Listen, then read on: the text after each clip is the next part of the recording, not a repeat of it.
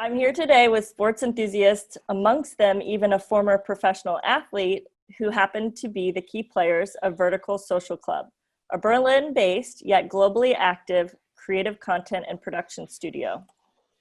They are all about behind the sports storytelling, and one of their most recent stories was that of professional soccer player Sadio Mané, whose life and career are featured in the documentary Made in Senegal. Now, before we go behind the scenes and learn about this 2-year in the making of story, I'd like to introduce to you the Vertical Social Club team. So with me, I have Lorenz Fendes, founder and managing director, Jermain Raffington, founder and head of production, and Peta Jenkin, senior producer. Okay, so thank you guys for joining me today. I thought if we could start out by having you all tell me exactly what you do at the club, how you all met, and what your specific role in the making of the movie was. Okay, should I start then? Go for it. I'm a producer, writer, director, and my role in the film was to pull the story together. I shot some scenes with Sadio, and I also supervised the edit and did the final script, so made a story out of the reams of footage that were shot for the film. So I guess it was sort of quite a multitasking role that I had in this project. And I met Jermain at Vice, so I'm an ex-Vice colleague, like all of us are. And we'd never had the pleasure of working together at all. But our paths crossed again last year when I sort of reached out hoping to sort of do some co-production with their company, and then it went from there. So that's how it all started. Mm-hmm. Yeah, I was involved from the very beginning. Lawrence and I had this very great opportunity to have a meeting with Sadio's agent, and I think Lawrence can go into this a little bit more, as this came out of a personal study connection. And it's it from early on, it was like an impressive project to work on, and I don't think we were aware of how big this is gonna get within the next couple of months. I was very involved in creating the initial story, and also function as like the link between Sadio and what we want to do, basically, from the production side. So I was in a lot of cases, I was the one who broke the news how film production actually works and how much time we actually need to get the content that we want. And everybody wanted to create a special film, and that was one of my chimes that I had to like remind also Sadio and his agent sometimes, because it's just so far away from what they normally do, playing football and being immersed in that world. But yeah, we really managed to get this done. My overall role is I'm head of production. I do concept a lot of stories, and I'm in between the content and also like placing these things, and like I'm very involved in client talks. So I guess a jack of all trades. I love being on set though. So I do producing, directing, all of the things that I've learned over the years working at Vice, and now I'm able to do in the context of our own company. Great. So I'm in charge of basically everything creative before a lead or a thought turns into a project. So I'd say the creative business development, talking to the clients, just being out there and sort of grasping what's possible, talking to people about anything that they're after, what we're after, and sort of bridging everything and making the connections. And I'd say also most of the initial thought starters that like really just the thoughts that, hey, let's do this, and this is a great chance. As well as sort of running the business side of the venture. As said before, we all met at Vice. Jermain and I had projects together, and we just basically in the breaks we thought, oh, let's do this, we can do that, and sort of that's where it grew. And I can say later more about it, but yeah, we met at Vice, and with regard to the film, I was the door opener sort of to most of the connections. I reached out to Sadio's player agent through a former colleague from my master's studies, and tried to keep sort of the contact with the partners involved, and being involved in sort of the translation from production to the business side sometimes. But yeah, just speaking to the project manager, speaking to Sadio's manager, speaking to Lagardère as a partner who helped us out in the end, just sort of keeping these things together. I'm going to let you go ahead to dive into that story of how you founded Vertical Social Club together with Jermain. Yeah, I think that was so I have a sports background. I'm not like Jermain being a professional sports player, but like sport was my life, all my life. In school, in uni, I have a master's at the German Sports University. Did all my first sort of job experiences in sports and soccer and in handball. It was sports until I wanted to stay in Berlin, where there wasn't really an opportunity to stay in sports, and did sort of a detour through online marketing, online communications, and ended up through stops at Facebook at Vice. And at Vice, I was in charge of the creative partnerships. And the more partnerships we had, I realized it could be sports partnerships again.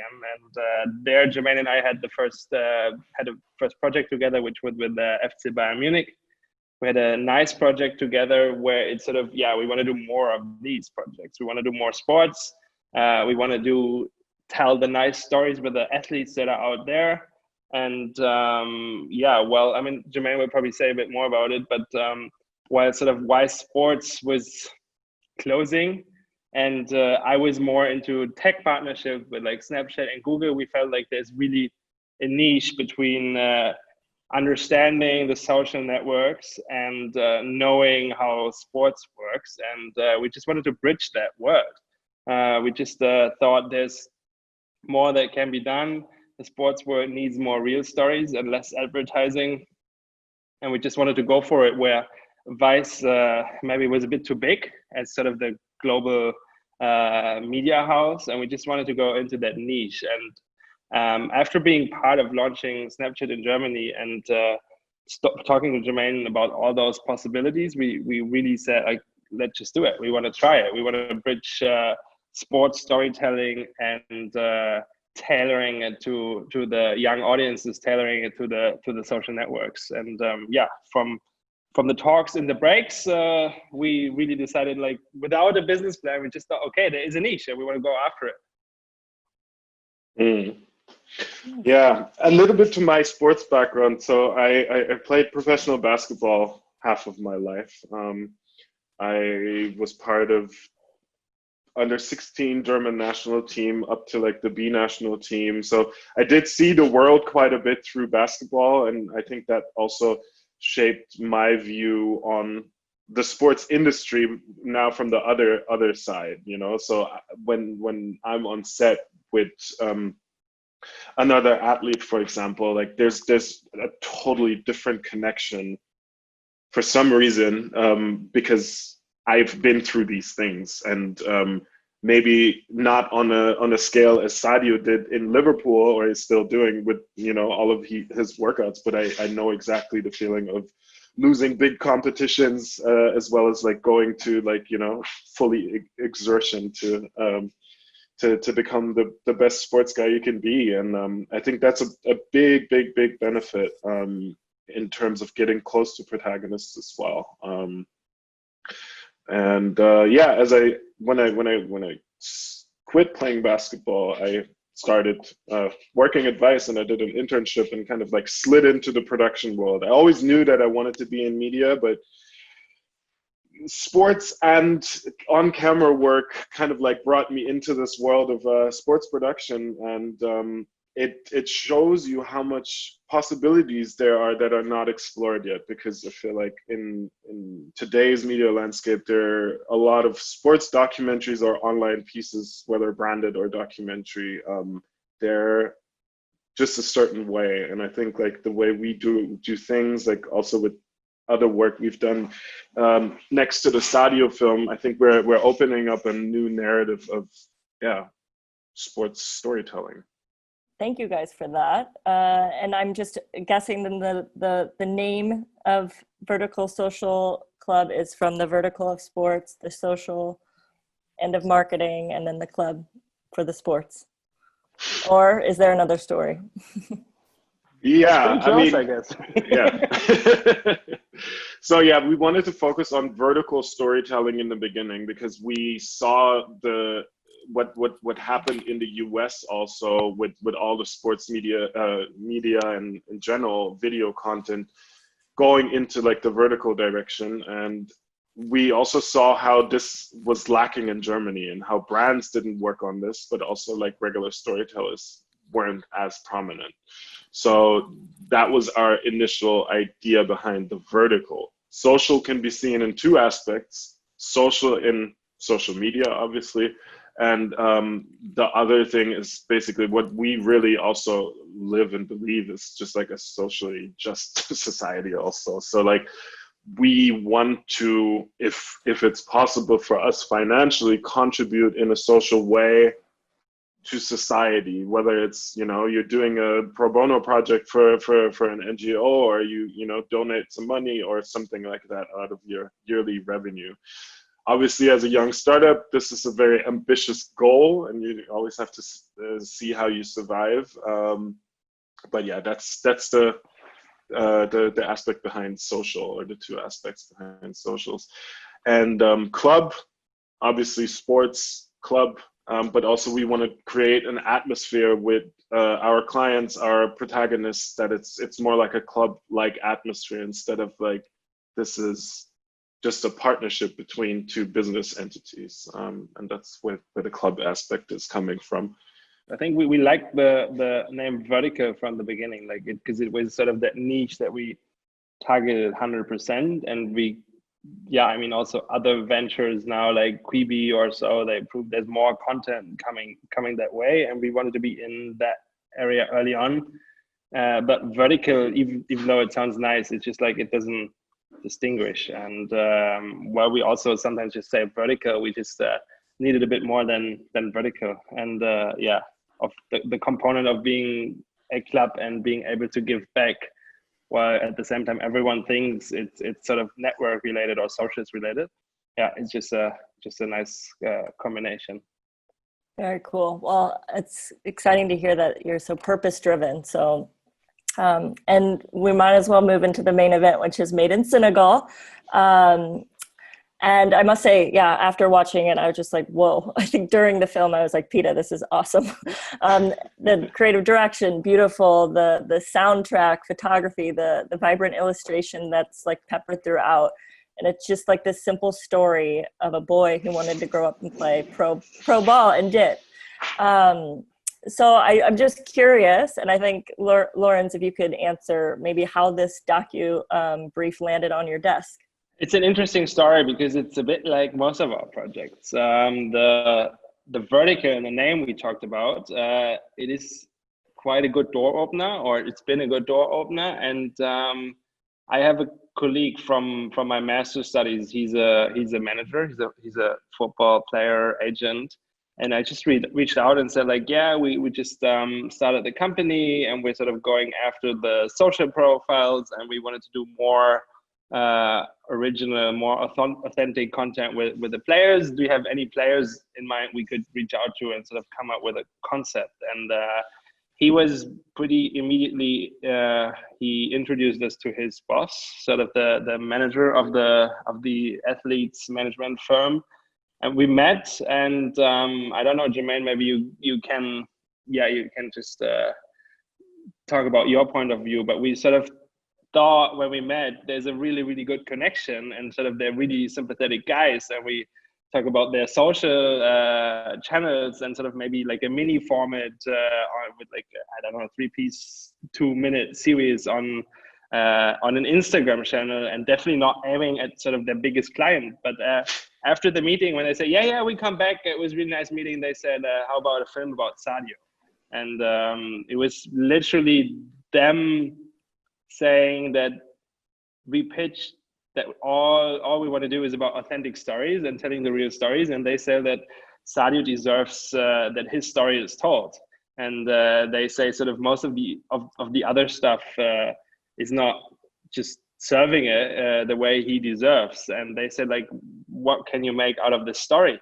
And even there, I would say I had maybe in the first phase sort of a 10 to 15 minute piece in mind, maybe an online piece. And it's the more we delved into and the more we talked to the player agents, we did all the research, the story just grew. And it was just the natural story that grew. It wasn't us making it up. And then they also said, like, if we do it right. We want to do the story he deserves. So out of talking about social snippets, this documentary evolved just because the story was so grand and so impressive, and there's so many components of that story, from which is more than the traditional soccer piece on the OTTs, because it's sort of that societal role. It's everything, like the dreams of so many people in Africa, and it's about giving back, and it's about hope, and it's about people believing in yourself. So there's so many components. Out of that small piece, that big piece grew, and we didn't really reach out for the film. We reached out for nice pieces, and the film just sort of found us in that way. And stuck with us for the next 2 years. Well, then I'm curious then how Jermain, you took it then into your lap, into the pre-production phase. It kind of wrote itself, as you mentioned, Lorenz, but I mean, was there any initial brainstorming of the angle of the story, any script that you were kind of trying to stick to? Absolutely.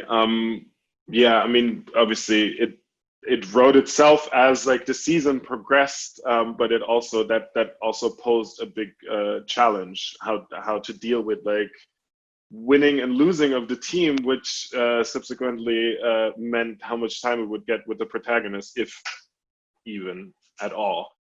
So in the beginning, we definitely had to make a structure to also check out like what are the elements that we really want to focus on. And one thing became really clear from early on, that it's so much more than football, and it's so much about family and what he is as a person also, because he's a special guy. He's very calm, and he's very, for his age as well. So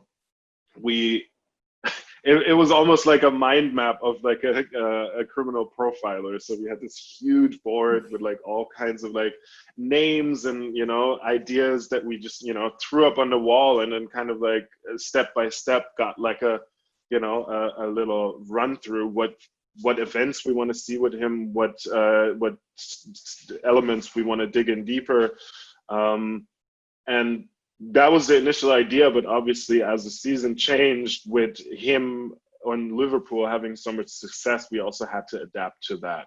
But we always had like overarching elements, such as like, you know, him being seen as a brand, for example. You know, how is he dealing with that, and contrasting that with, you know, him growing up in like this tiny village with no running water. So it was there was obviously a script, but it was we always had to adapt constantly. And yeah, that made us all turn a little bit grayer. I don't have hair, so my beard gets gray. Well, man, you definitely spoke to the complexities and challenges I was already going to ask you anyway. And even like the mercy of the soccer season. Was there anything in particular that might have surprised you in the planning of like, working with a superstar with a jam-packed schedule? Or was it all surprising? Or maybe not, having you being a athlete yourself, and you were kind of in mindset of athlete hat. Yeah, I mean, like what I noticed, and I was aware of that just out of my own experience, how the different clubs and press people deal with like requests like this. Like I know that the PR guys are trying to, screen off their players as much as they can, and also just grant as limited access as possible for media.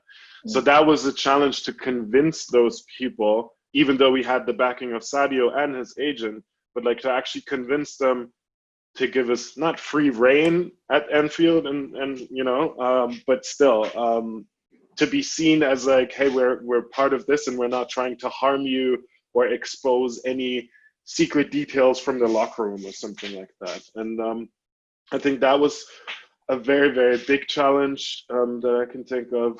Maybe also to add that there hasn't been a piece like this with Liverpool. So maybe it's also with that club. We had a extremely unique chance, but obviously we had to sort of gain our trust, since they sort of closed doors. You can't just go and watch their training like you can with most of the clubs in Germany. And I'm 100% sure they've been approached by Netflix or Amazon about like real series, but Liverpool really hasn't done it so far. And we were as close as you could. And obviously that was a challenge, work in progress, challenge gaining trust, but also super interesting thing, proving that these things can be valuable.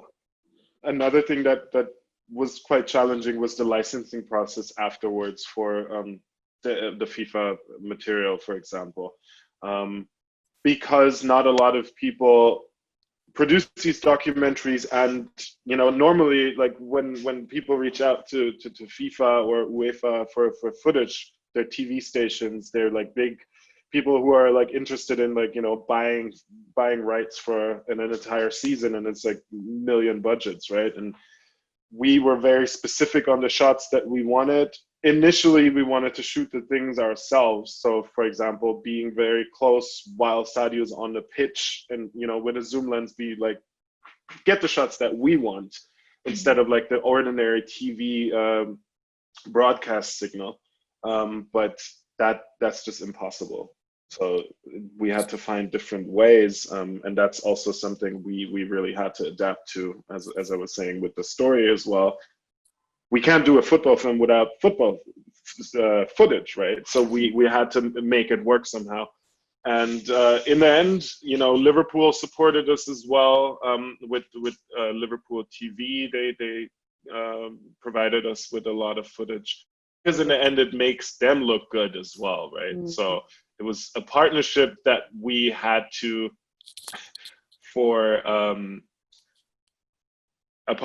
that we had to like gain the trust, like Lauren said, in the first place, to actually operate in a way that the film is now, and like see the outcome of the film now. Peta, I'm curious then how you got involved with the documentary. When and what exactly were you doing? Were you in here, in this conversation with FIFA? Because as a director, needing to get the right shots that, okay, well, FIFA doesn't have it, so I need to go out there and get it.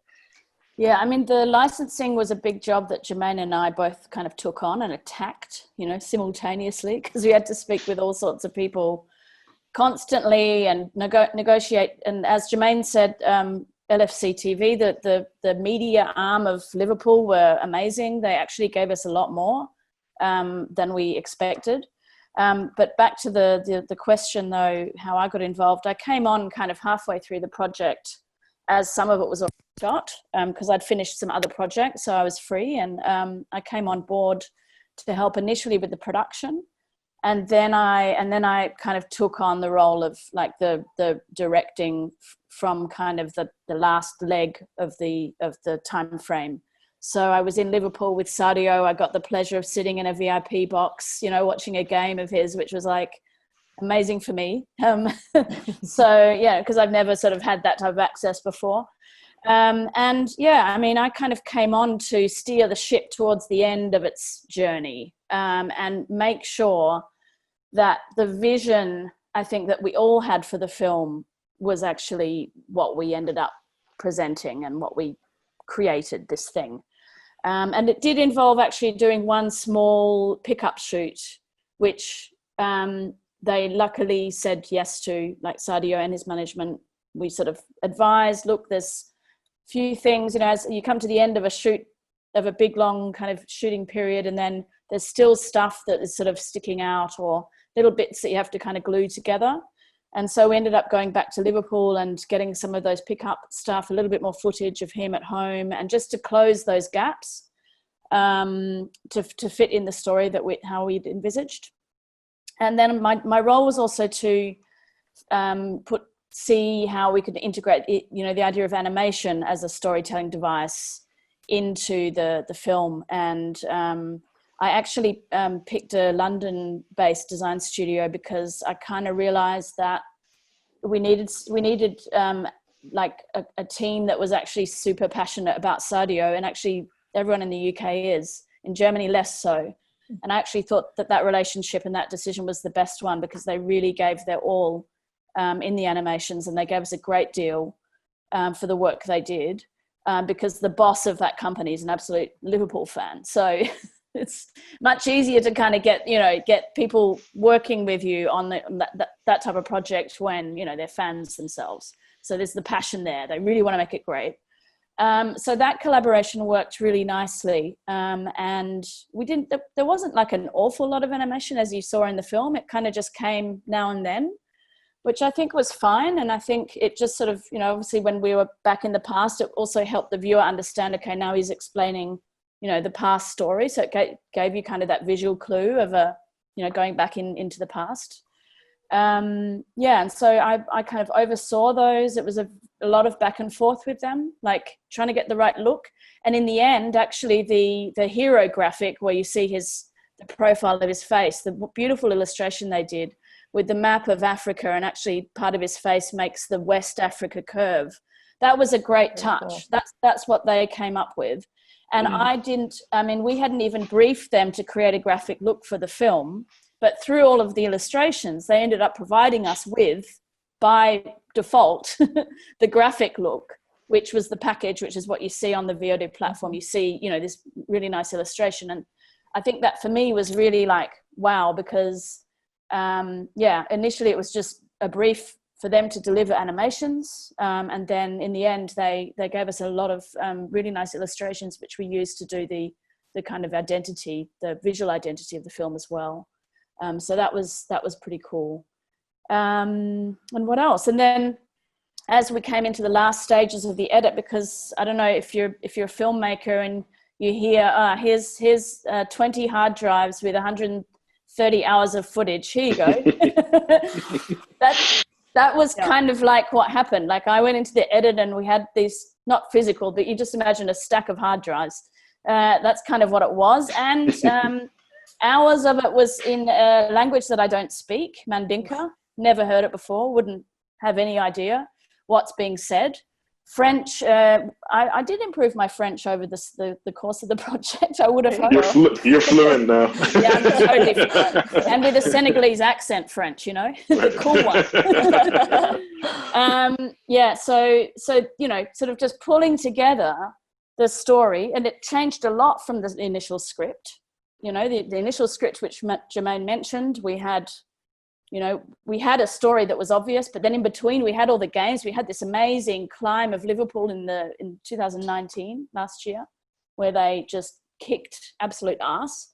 And and so that all kind of, you know, fitted in the past story. And it was kind of like we decided on a parallel storytelling, which is actually sometimes quite hard to pull off, to make work so the viewer understands where they are in any moment of the film.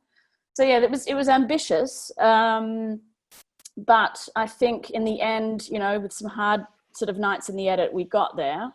And then the final stage was the soundtrack, and I was working with David Herman, who does documentary soundtracks. By the time we'd finished that, it was already January, and I think we were definitely 2 years in, and closing up the project. And we got it through pretty quickly, didn't we, Jermain? I mean, the sign-off process was basically like, here's the film, and they were happy. So yeah, absolutely. I think to add to the development process also. I think personally for me, it was very, very interesting to have like these personal talks with Sadio in Liverpool, you know, him telling me about his village and like how he grew up and showing me pictures on his phone, to actually be on the ground, to see the things that he was telling me. And I mean, even for me, this was a culture shock, you know, in an interesting, positive way. But you know, like the only thing I've seen of Africa was Northern Africa, which is totally different than going to like, you know, Senegal, and not even just to Dakar, but like going to South Senegal, where normally no tourists would ever go, you know. And that was a very, very interesting insight from a footballer's perspective, but also like for me personally as a black man going to Africa. What about also, I think there's a really interesting point with shooting that you experienced. The fact that the guy's so famous, you know, actually really kind of limits what you can do in terms of shoot wise. I mean, you'd rock up, right? I mean, I saw the footage. And maybe you tell us about that, because I think that's really interesting. The celebrity factor. Yeah, totally. I mean, like in Liverpool, obviously that totally limited us. You know, we just can't go outside with him and walk down like the high street or sit in a restaurant. So that, even though, you know, we always thought about, like, especially at that last shoot that Peta mentioned that she did with him, we thought about, hey, maybe we can get him to like the harbor, like the beach in Liverpool, the little beach area that they have there. Sounds weird, Liverpool and beach, but like, you know, can we get him to the water, you know? But yeah, we squashed that idea pretty quickly. So there again, we had to be very creative in how making use of, like, you know, the access we do have, but, you know, under regulations a little bit. Yeah. But also in Senegal, it was just, it's so hard to put in words. I mean, we were waiting at the airport for him, and it was mayhem. I mean, I've never seen or felt something like that in my life. When we picked him up at the gate and he walked out towards the cars, and as soon as we left the building, like a crowd, I don't know how many people that were, like at least 1,000 people just in front of like this tiny airport. And we're all just like being squished and like shoved around, and we're trying to get like the greatest shots still. But yeah, it just showed like he's not only a sports person in Senegal. He's way more than that. He's just, yeah, he's almost like a father of the nation with his 27 years that he is right now. You know, it's impressive for real. I think one thing that is really interesting, and it's not just that project, is how results related soccer clubs are. That's pretty obvious, but it impacts our business a lot. And with regard to that project, we had the luck of shooting in Liverpool the day after their only big loss that season. So, and it was like, okay, now we picked that date, but this is after they came back. I don't know how they had an away game, and they lost it pretty dramatically. On the one hand, because they were super, devastated. It was their first big loss. But the other thing is, as you asked about challenges, they lost the second big game that season. That was the first leg of the semifinals, I guess, against Barcelona. And they were 3-0 behind, and it was 3-0, right? Yeah. I'll fact check that later. Yeah. And the amount of persuasion to get back on track and to say, like, yeah, what if you make it? And no one really believed in like coming back against Barcelona after a 3-0 defeat. And we were always like, yeah, just what if, even if they lose, we want to be there, but just imagine they make it. And I think we had a really tough week the few days before to really get there. And we just sort of get a last minute, just go and just come here and sort of film it. And I think we had one producer in the cabin that in the VIP box, and he was filming with his phone even, because they didn't want us to film around this game, because everyone was expecting them to be kicked out by Barcelona. And this magic moment then happened. And yeah, I think this is just an overall challenge, even with other projects, how results driven they obviously still are, but then sort of the world changes from one day to the other. Even on the other side, just to add to that, I think like our film is a very good example how you should tell sports stories, because it's not all about winning in sports. The most interesting stories are the stories about losing, and like how you cope with losing as an individual, as a club, or whatever. And like with all of these soccer documentaries that have been published in the last year or two, most of them are very polished and very, very, it's a perfect world. There are no problems, and the players are happy and but like everybody knows that this is not the truth, and I feel we really managed to at least get like some defeat in there, which makes Sadio even more personable, I guess. And that was definitely an important aspect for us, because we don't want to fool people that really know their soccer, And personally, we were part of one of the biggest comebacks in the recent football history. I mean, it was crazy. So yeah. I was going to say, I think also the challenge was, though, convincing the management and the client that losing is a very important part of the story, because they were skeptical. They were like, well, why do we want that in there? And I think who wants to see him lose? Yeah, and they didn't really understand completely why it was super important. Like even the game in the Africa Cup was sort of like, when they lost, it was just the mood was super down. And the thing is, that's the sort of thing you want to capture as well.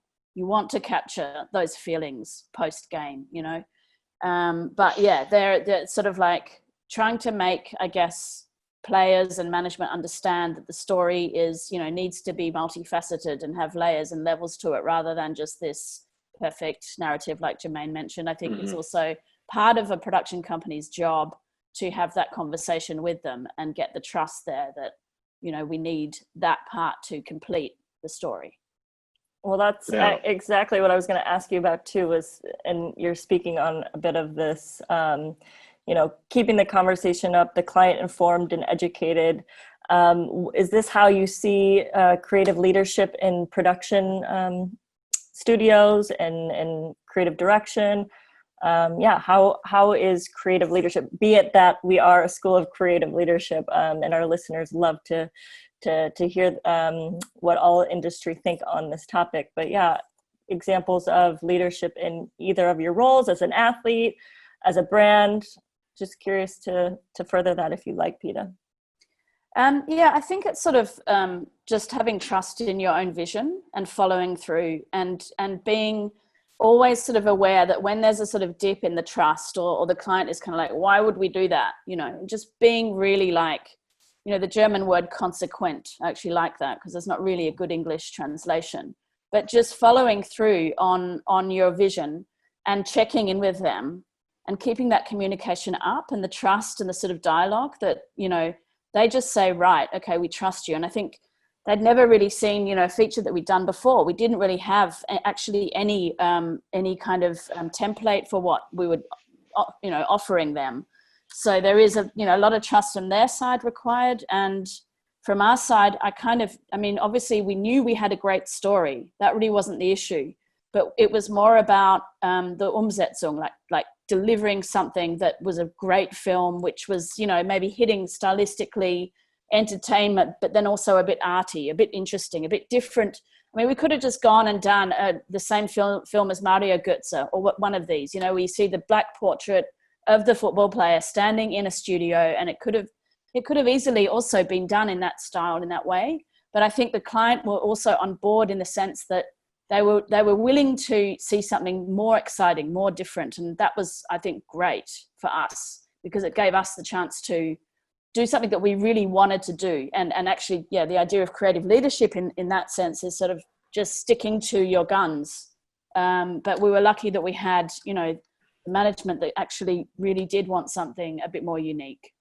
To add to that, I think the conversation aspect of things is very important. I don't even know how many phone calls I had on this project, or any of us, not only because I'm based in the States now, but still there was a lot.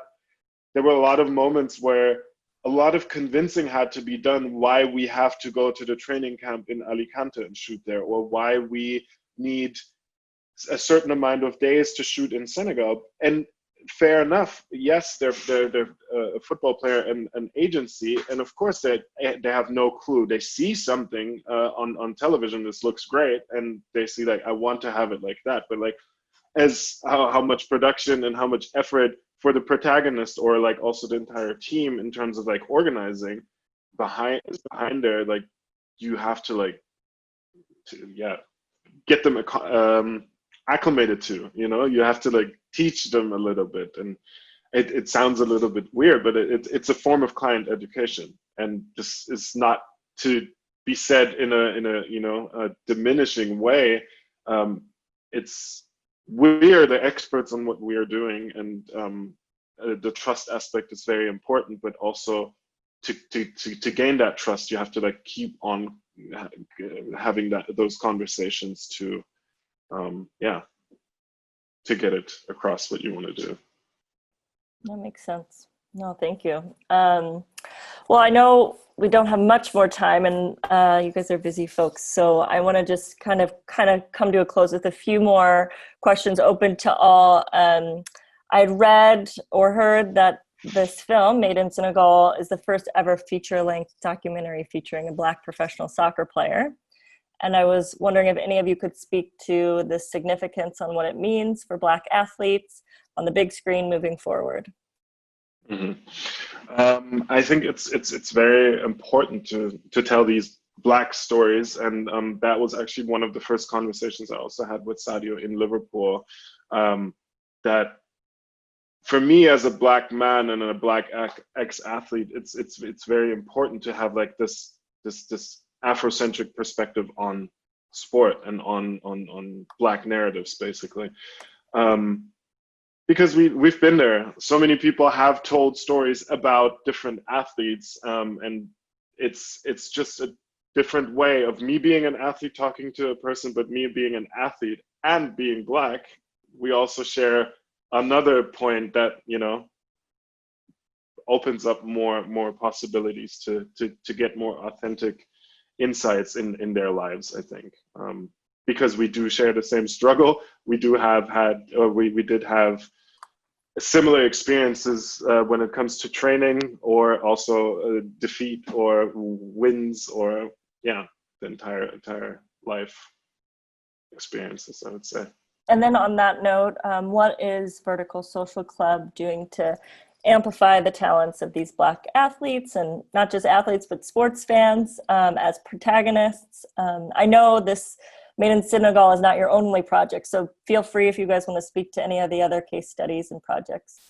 It's a nice piece. Maybe Jermain answers on the story and the connection to Serge, but I think also from what we said in the beginning of being able to give back, we've been partnering with Common Goal, which is a really, really great initiative. And they presented as an opportunity, I would say. And we had to finance that opportunity. We had to find the partners. We also saw the opportunity. We wanted to tell the story.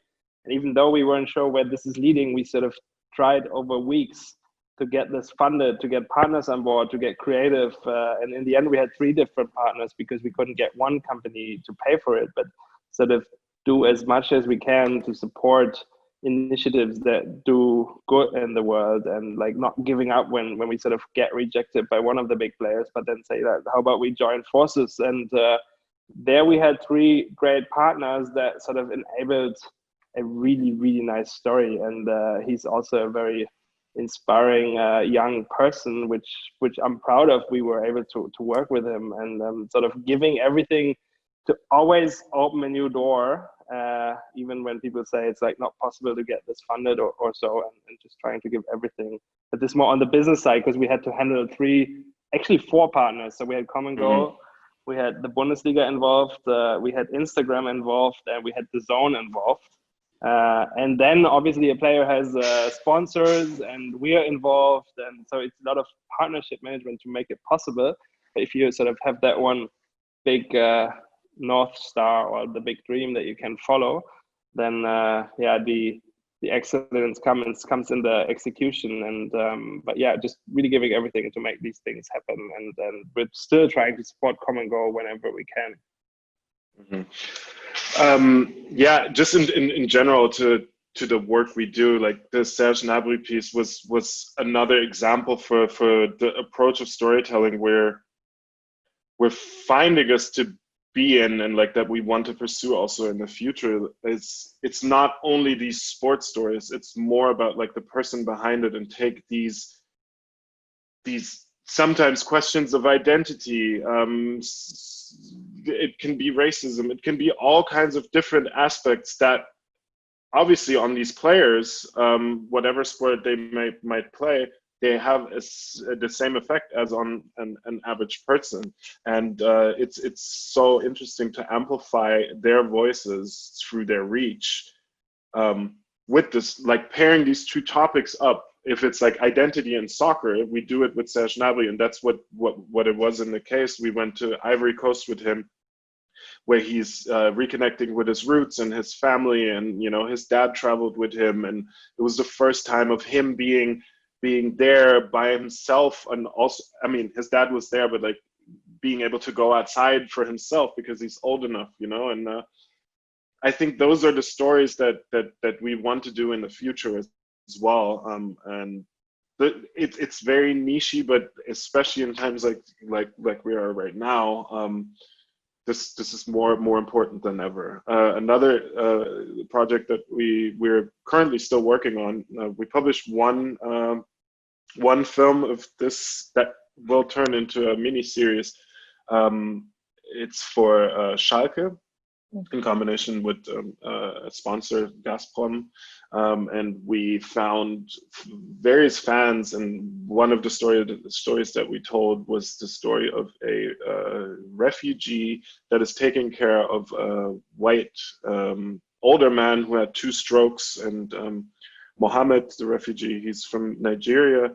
And Heinz is this typically old German man, and it's this beautiful story of these 2 guys being linked together through their love for Schalke, and supporting each other in certain ways. And Mohammed is like actually actively taking care of Heinz because he's in a wheelchair, and soccer is just a vehicle to tell this story, but in the end, it's about like the people and their respective stories. And that's the stuff that we want to do in the future as well, because that's way more important than to tell the story about like how many goals this guy shot, or how many cars he has. You can always drop that in, and like I have nothing against shooting a Maserati sometimes, but it all has to make sense in a way. Well, one last thing. You mentioned that this was a mini-series, but is there any other projects in the pipeline that you could tease our listeners about? Something you might have in the works, in the pipeline, or? I think a very, very interesting project that has been lingering around on my desk, that I want to push forward, is the topic of racism in soccer.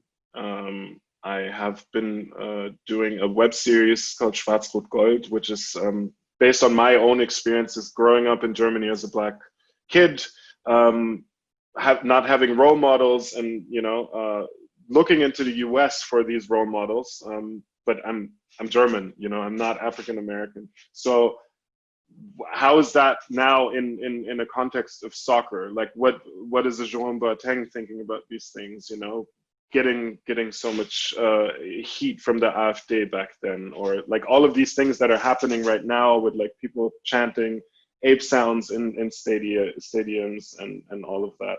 So that's definitely something very interesting that I would like to explore out of a Black perspective as well, because I feel like there's so many ARD-Beiträge about like, oh, Fußball hat ein Rassismusproblem in Deutschland, like all of these things. We know this, but like what are actually the Black players saying about this, instead of combine this into like a unified voice, and instead of just having like interview here, interview there, and then like a week after that it's forgotten until the next incident. So that's one interesting thing I'm just very excited about. That sounds really cool. It'll take some work. I Well, don't know much more what we can share. The common goal one?